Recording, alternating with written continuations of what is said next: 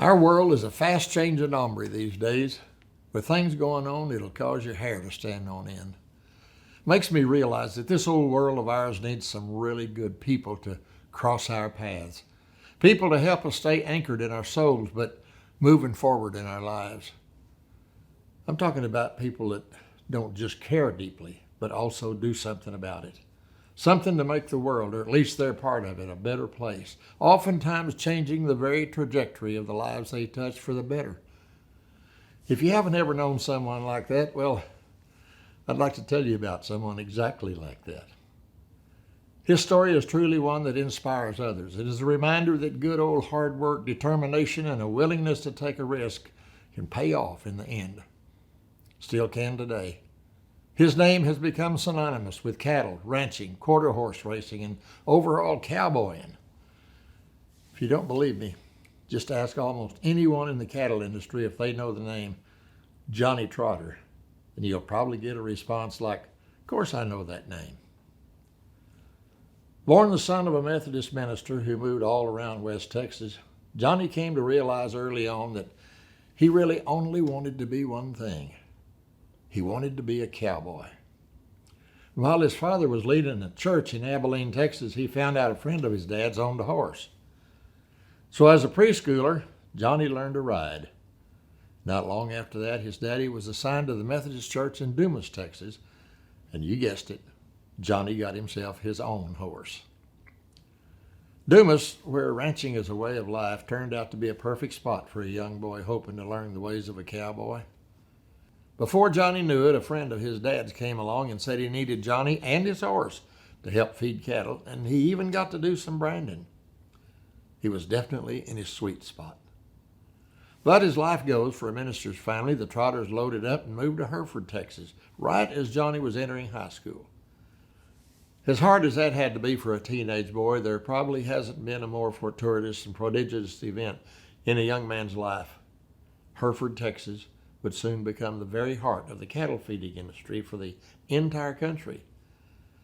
Johnny Trotter was in the future beef capital of the world, and little did he know he would one day become one of its leaders.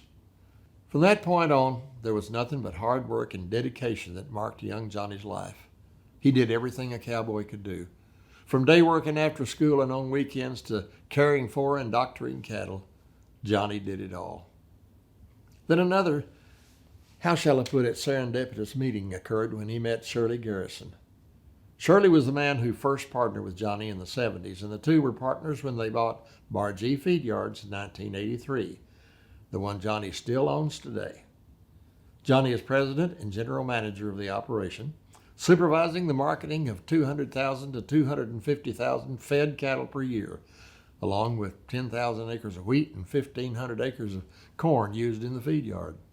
Of course, this doesn't even include his love for and ownership of racehorses like One Famous Eagle and Bodacious Eagle, enjoying team roping at the highest level, his induction into the halls of fame for the American Quarter Horse Association, the Texas Cowboy Hall of Fame, the Texas Horse Racing Hall of Fame, and the National Cattle Feeders Hall of Fame. He also owns ranches and cattle operations with partners like Herman Lloyd in Abilene, and still others in Hattiesburg, San Marcos, Sabinal, Bryan, and throughout the Panhandle. He owns Whiteface Ford in Hereford, is on the holding company board of directors for First Financial Bank, is a director for First United Bank, and is a founding member of the Spicer Grip Memorial Roping in Hereford, with proceeds going to the West Texas A&M University Ag Department. And if that isn't enough, during his spare time, he's a part owner in Ruidoso Downs. As I said, Johnny Trotter is not afraid to work. Now, you might think that that would be all you really need to know about this man, because, by golly, that's a lot. My friends, if that's all you know, then you don't begin to know the true heart of Johnny Trotter. You see, when you get down to it, Johnny summed up his and his wife Jana's heart beautifully when he said, "What I really want to be remembered for is being a Christian who wanted the right things done at the right time. The Lord has blessed me like you can't believe, and like my dad taught me, that's what it's all about. This is just a dress rehearsal." Whether it was establishing an endowment for scholarships to West Texas A&M University and helping with darn near every charity in Hereford, or partnering with worthwhile nonprofits whose missions he and Jana believed in across Texas, or sitting on boards of directors for both businesses and charities, the Trotters gave. They gave of their time and they gave of their treasure, and they most certainly have had a genuine fondness and love for West Texas Rehab Center. This is what Johnny told me about the rehab.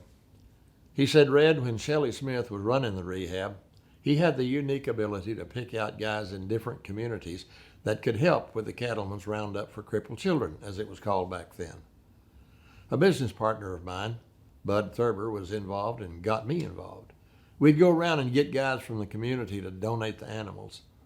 As it evolved, Jana and I started donating finished beeves to the Abilene auction, sold them there, and then delivered the beeves to Eads Meats in Amarillo. It's turned into a pretty nice deal for everybody and has been really gratifying to me. That's why I like being involved. Then later on, an old friend's daughter from San Angelo got hurt in a car wreck, and of course the rehab was very instrumental in helping them.